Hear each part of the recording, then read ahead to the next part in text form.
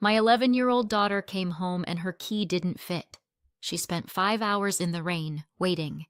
Then my mother came out and said, "We have all decided you and your mom don't live here anymore." I didn't shout. I just said, "Understood." 3 days later, my mother received a letter and went pale. It was just a normal day at work. Busy, chaotic, the kind of day that chews you up and spits you out in latex gloves. I didn't know it would be the last normal day for a long time.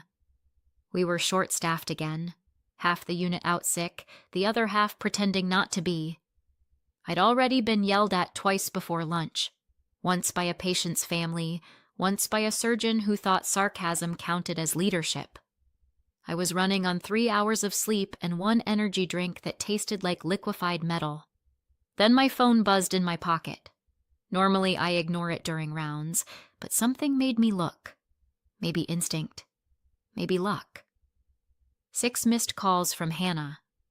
Hannah, my 11-year-old daughter, my quiet kid, the one who apologizes to furniture if she bumps into it. She never calls 6 times in a row unless it's important. I stepped into the supply room, shut the door, and hit call. She answered immediately. "Mom?" Her voice sounded small and tight, like she was trying not to cry. "What's wrong, sweetheart?" "My key doesn't work." I frowned. "What do you mean it doesn't work?" "It won't go in." "I think they changed the lock." "They?" "Grandma. Maybe Aunt Brittany." I rubbed my forehead. "They wouldn't change the lock without telling me." Silence. Then a sniffle. "Can you come home?" I glanced at the clock. Another hour before I could even think about leaving. "Honey, I can't right now." "We're swamped. Try calling Grandma, okay? Or Aunt Brittany. They're probably home." "I did," she said quietly. "No one's answering." "Keep trying." "I promise someone will open the door soon," she said. "Okay," but her voice didn't sound convinced. When the call ended, I stood there for a moment, staring at the wall of gauze and gloves, telling myself it was nothing. A mix-up. An accident. Then I shoved the phone back in my pocket and went back to work. 2 hours later, I looked again. 4 more missed calls. 1 text. "Mom, I think they're here. Please come." My stomach dropped. I stepped into the hallway, ignoring the beeping monitors, and called her. She picked up mid-sob. "Mom, they won't let me in." My voice came out sharper than I meant. "Who won't?" "Grandma. Aunt Brittany. They came to the door. Grandma said we don't live here anymore." I froze. "What?" "She told me to stop knocking. She said I'm being dramatic." I felt something heavy and dark crawl through my chest. "Hannah, listen to me carefully. Are you safe?" "I'm under the porch light." "Is it still raining?" "Yeah." "Okay, stay right there. Don't move.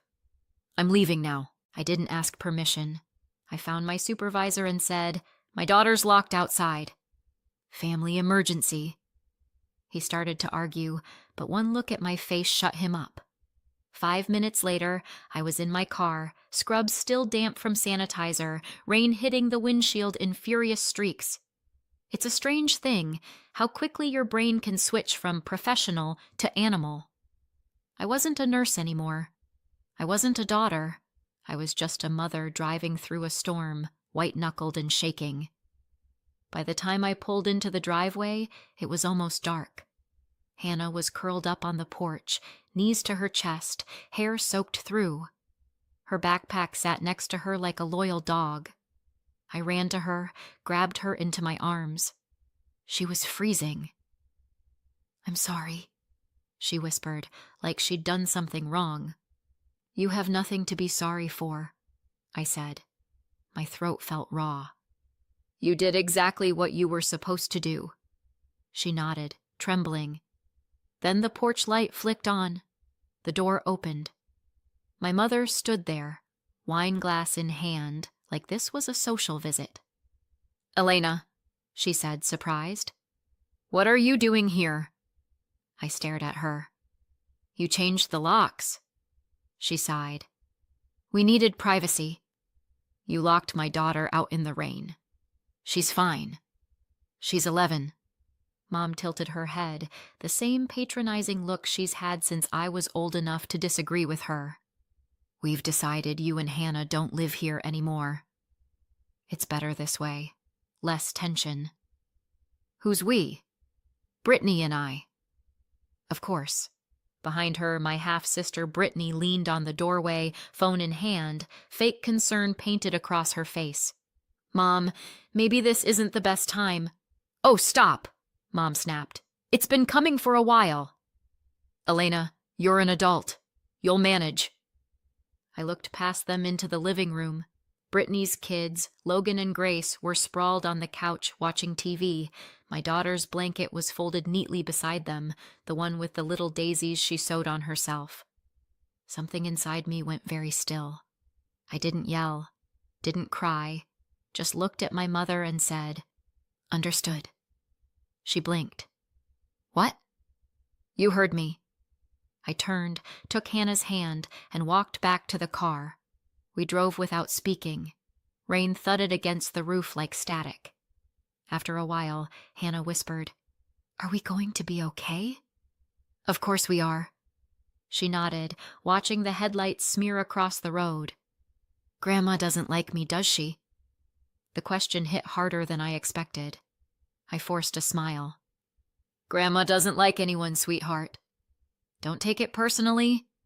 She almost smiled. Almost. The silence in the car that night was heavier than the rain.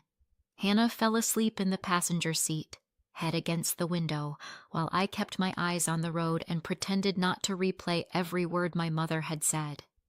"You and your mom don't live here anymore." "Right. Because throwing out an 11-year-old is just good housekeeping." I wish I could say I was shocked, but when someone's been teaching you who they are for decades, you don't get to be surprised. You just finally start believing them. That's when I realized this didn't start tonight. It started years ago. When I was little, there were 4 of us in that house. Me, my mom, my dad, and Brittany, my mother's first daughter. 5 years older, 5 times louder, 10 times more loved. If Brittany sneezed, Mom grabbed tissues and applause. If I sneezed, she told me to do it quietly. Dad was gone most of the time. An overworked hospital doctor, always somewhere between late rounds and early flights to conferences. When he was home, he smelled like antiseptic and coffee. He'd pat my shoulder, tell me I was a good kid, then pass out in the armchair with his boots still on. I adored him for it anyway. At least he noticed I existed. Mom didn't, unless she needed a target. She called me dramatic when I cried and ungrateful when I didn't. She said I was too sensitive, her favorite insult. Brittany could burn the kitchen down and Mom would laugh about kids being kids. I once dropped a glass of milk and got grounded for 2 days. Fair system. By the time I was 16, I was so desperate to get out that college looked like salvation. Even community college sounded like Paris. I thought distance would fix everything. Spoiler, it doesn't. When I met Hannah's father, I mistook attention for love. He was older, charming in the used car salesman kind of way, and I was 19 with the self-esteem of a houseplant.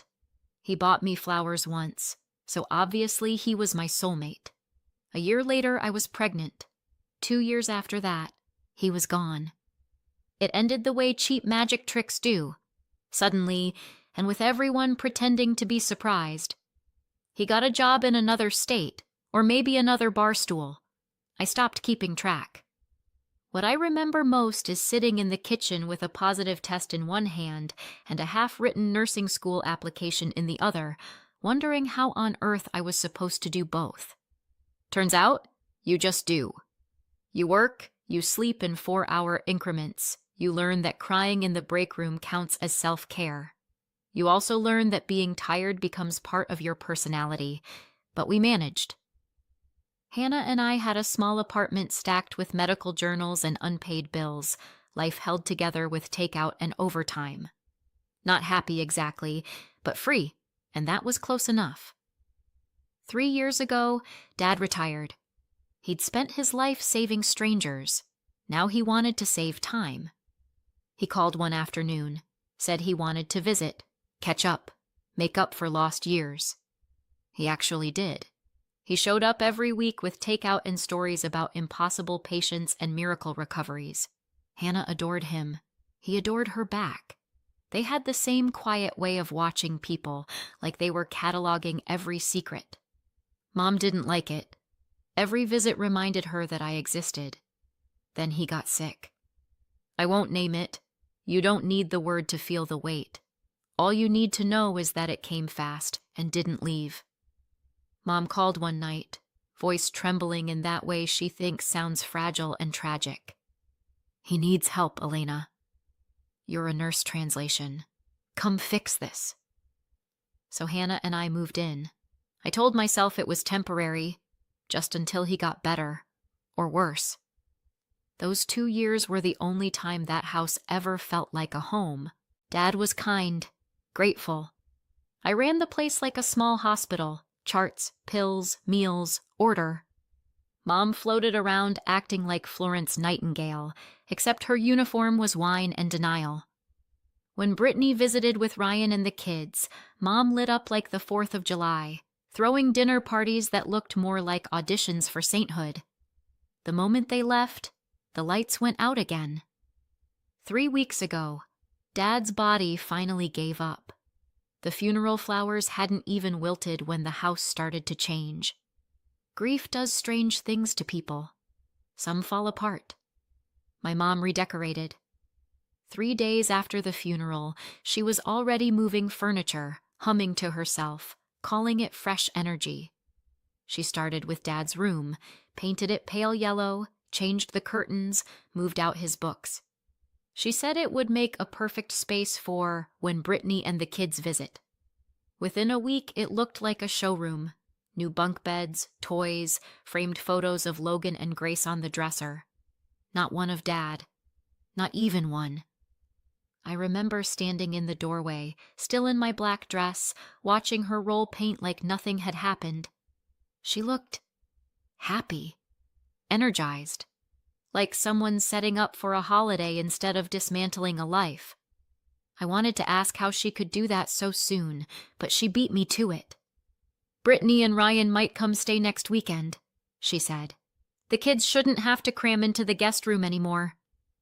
They'll need their own space, she smiled, like she was explaining something sensible. I nodded, because what else do you do when your mother is already turning grief into a renovation project? After that, the visits blurred together. Brittany's family was there almost every weekend. They had their own keys, their own laughter echoing through rooms that used to belong to my father. And somehow, Hannah and I, who actually lived there, started to feel like guests. Mom called it healing. She said it made the house feel alive again. Meanwhile, Hannah and I stayed in the smallest room down the hall, our beds pressed against opposite walls. Mom called it cozy. I called it claustrophobic.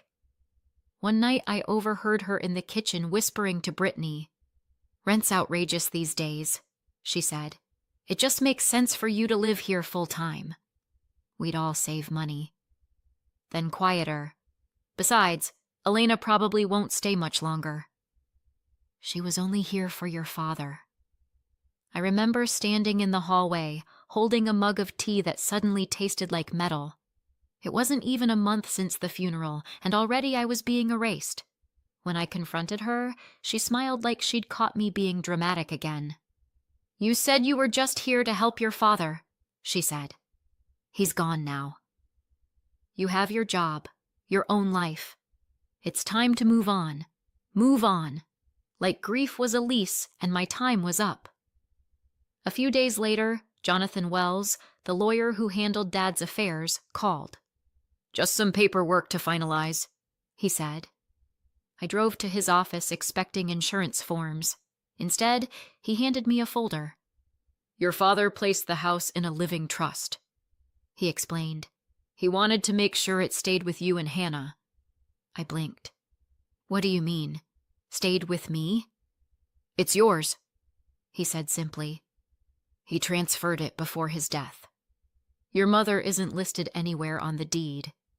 The words didn't register right away. When they did, all I could think was how fast everything had shifted. 3 weeks from eulogies to eviction. I thanked him, took the papers, and drove home with them on the passenger seat, unopened. I didn't tell anyone. Not yet. Because how do you walk into a house full of laughter and say, "Actually, all of this is mine"? I thought I'd wait for the right time. Let her grieve. Let her calm down. But 5 days later, she changed the locks. I didn't sleep after the locks. Every time I closed my eyes, I saw Hannah curled on the porch, her backpack slumped beside her like a guard dog that failed. By sunrise, the adrenaline had turned into something steadier, rage with a plan. I made 2 calls before my coffee went cold. One to the hospital to take a few days off, the other to Jonathan Wells. He picked up on the second ring. "Elena," he said, already sounding awake. "She changed the locks," I told him. "Your mother?" "She's not my anything right now." There was a pause. Paper rustled. "Do you have access to the trust documents?" "In my car." "Good. Bring them. Come now." His office was 10 minutes away, not months, not a lifetime. Just 10 minutes and 1 red light. Jonathan looked calm in the way only people paid by the hour can manage. "This is straightforward," he said, scanning the pages. "The property's in the trust. You're the trustee. She has no legal standing, then fix it. I'll draft the notice." "How soon?" He checked his watch. "Give me 20 minutes. He typed while I stood by the window watching rain crawl down the glass. "Do you want to serve it personally, or shall I?" he asked. I laughed once. I've had enough doors slammed in my face for one lifetime. "You do it." He printed, signed, sealed, and handed me a copy. The ink was still wet. Perfect.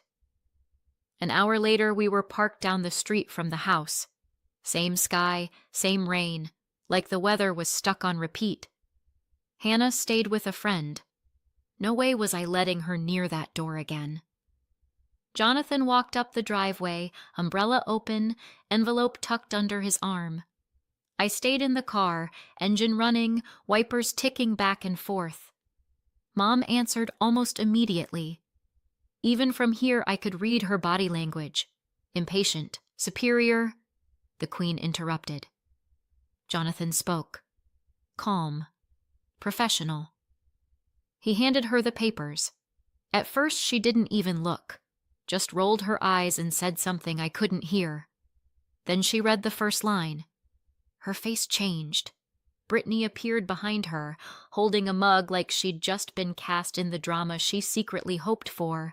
She snatched the papers, scanned them, and started shouting. Jonathan didn't flinch.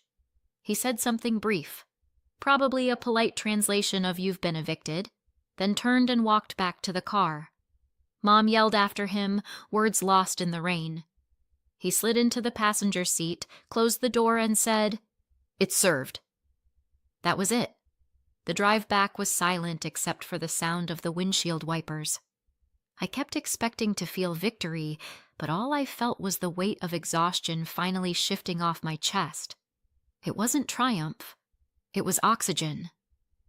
When we reached the corner, Jonathan said, "She'll try to fight it. I'd be disappointed if she didn't." He smiled faintly. "I'll handle any filings.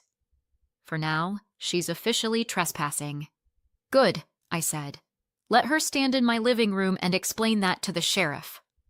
He nodded once and got out, umbrella blooming above him. I watched him disappear into the gray before driving off. Back at my friend's apartment, Hannah was coloring at the kitchen table. She looked up. "Did you talk to him?" "Yeah."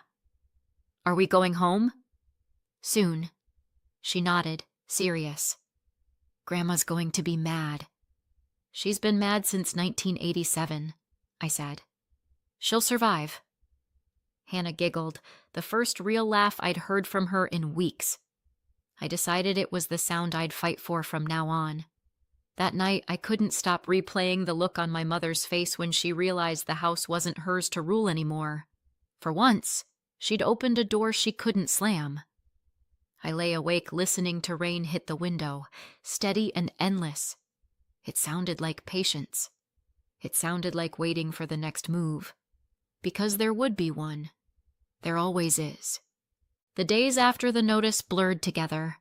Rain again, lawyers again, paper again. Jonathan called that same night. "She's already hired counsel," he said. "They're claiming you fabricated the lockout." "Of course they are." "They also allege undue influence over your father." I laughed. Because caring for a dying parent is suspicious now. He didn't laugh. He never does. "I'm filing for emergency possession." The police report helps write. The report. I'd gone to the station that morning, sat under buzzing fluorescent lights, and told a young officer how my mother locked an 11-year-old outside in the rain. He'd typed everything quietly, then looked up and said, "That's neglect." "You did the right thing." Jonathan attached the report to the petition, and the judge signed the order 2 days later. Fastest justice I've ever seen. Mom's lawyer tried to stall with a motion full of bold italics and zero evidence. The court denied it before lunch. Jonathan called again. "The sheriff's office will set an enforcement date. Probably within the week." "Already?" "You wanted quick," he said. That night I told Hannah we'd be home soon. She was quiet for a moment, then asked, "Are they still there?" "Who?" I said, even though I already knew. "Grandma and them." "No," I said. "Not anymore." She nodded, serious, like she understood something bigger than she should have to. When the email came with the date and time, 10 a.m., Thursday. It didn't even feel real, but the words were right there on the screen. Writ of possession, immediate enforcement. The morning of the eviction, I woke before the alarm, heart already sprinting. The sky looked like metal again, gray, restless. I made coffee so strong it could dissolve a spoon and drank it standing up. Jonathan had emailed the schedule the night before. 10 a.m., sheriff's enforcement, standard procedure. 2 words I'd been waiting for. Standard procedure. Because nothing about my family ever was. Hannah was at school. I told her I had errands. She believed me. I didn't want her to see this. No child should ever watch people she called family being escorted out by law enforcement.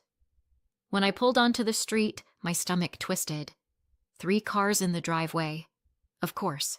Brittany's SUV, Ryan's truck, Mom's sedan. They were all home for the big show. 2 deputies were already at the door when I parked. I stayed near the sidewalk, rain starting to mist down, pretending to scroll through my phone like this was someone else's house. From inside came voices, sharp, familiar. Mom first, high and offended. Then Brittany, dramatic, wailing like she was auditioning for pity. Ryan chimed in with that useless tone men use when they think volume equals authority. One of the deputies knocked again, firmer this time. The door flew open. Mom appeared, hair perfect, fury perfected. She pointed at me across the yard like I'd been summoned from hell. "She's the one!" she yelled. "She forged everything!" The deputy didn't even look at me. "Ma'am, we have a court order." Brittany appeared behind her, holding her phone up like she was live streaming. "This is abuse," she said. "You can't throw out a widow." Ryan muttered something about lawyers and rights as he folded his arms. The deputy read the order anyway. Calm, steady. He explained that they had 15 minutes to collect essential items and leave the property. 15 minutes. Mom laughed. The brittle kind. You can't be serious. He was. They started pacing, arguing, knocking things over. Brittany cried harder. Ryan slammed a door. Mom kept repeating, "This is my home!" Like repetition could turn it into truth. I just stood there, halfway up the walkway, hands in my jacket pockets, pretending the rain didn't sting. I didn't say a word. When the first deputy stepped aside for them to pass, Brittany stormed out carrying a stack of clothes and 2 framed pictures, one of her kids, one of Dad, which she'd taken from his office. I almost said something. Then I remembered. Not my circus anymore. Ryan followed, lugging a box and glaring at me like he thought I'd enjoy this. He wasn't wrong. Mom was last. She paused on the threshold, turned toward me, eyes glassy with something between hate and disbelief. "I hope you're proud," she said. I wasn't. I was tired. She walked past me without another word. The deputies closed the door behind her, simple and final. The silence that followed felt unnatural, too thick. One deputy handed me the keys. "Ma'am," he said, "it's yours now." 3 words, heavier than I expected. I thanked him. My voice cracked halfway through. When their cars finally pulled away, I stood there alone in the drizzle, staring at the house that had been both battlefield and cage. I went inside. The air smelled like dust and perfume, sweet rot. A glass of wine sat abandoned on the counter. A jacket hung over a chair. It looked less like people had lived there and more like they'd vanished mid-scene. I opened windows, one by one, letting the rain air drift through. For a second I thought I heard Dad's voice in the quiet. "You did what you had to." I wanted to believe him. That evening I picked up Hannah from school. She climbed into the car, smiled when she saw the boxes in the back seat. "Are we moving again?" she asked. "Home," I said. The word felt strange in my mouth, like something I hadn't used in years. When we walked through the door, the house echoed. She ran from room to room, touching everything, like claiming territory. "This is ours again," she said. "Yeah," I whispered. It always was. It's been 6 months since the eviction. Hannah and I haven't spoken to any of them. No calls, no texts, no surprises. I blocked every number. Peace looks good on a screen. I still get updates, though. Small-town gossip doesn't need permission. Jonathan hears things through the legal grapevine, and a nurse I know from the old hospital still lives near Brittany. Apparently, Mom moved in with Brittany and Ryan right after she lost the house. It lasted about a month before things exploded. Mom started reorganizing their house. New curtains, new furniture, new rules. Ryan didn't take it well. They had a huge fight, and she locked him out. Cops got called again. He moved out a week later. Now Mom and Brittany live together, which everyone says is going great if you define great as 2 people passive-aggressively competing for oxygen. Their latest argument made it onto Facebook Marketplace comments. Someone screenshotted it and sent it to me. Mom was selling Brittany's old dining set. Brittany replied, "You don't even live here." Beautiful symmetry. As for us, we're good. Hannah's been helping me in the garden. She says everything grows faster when you stop shouting at it. The house is quiet. No new locks, no new storms, and best of all, no one's tried to move in. So what do you think? Did I go too far or not far enough? Let me know in the comments and subscribe for more.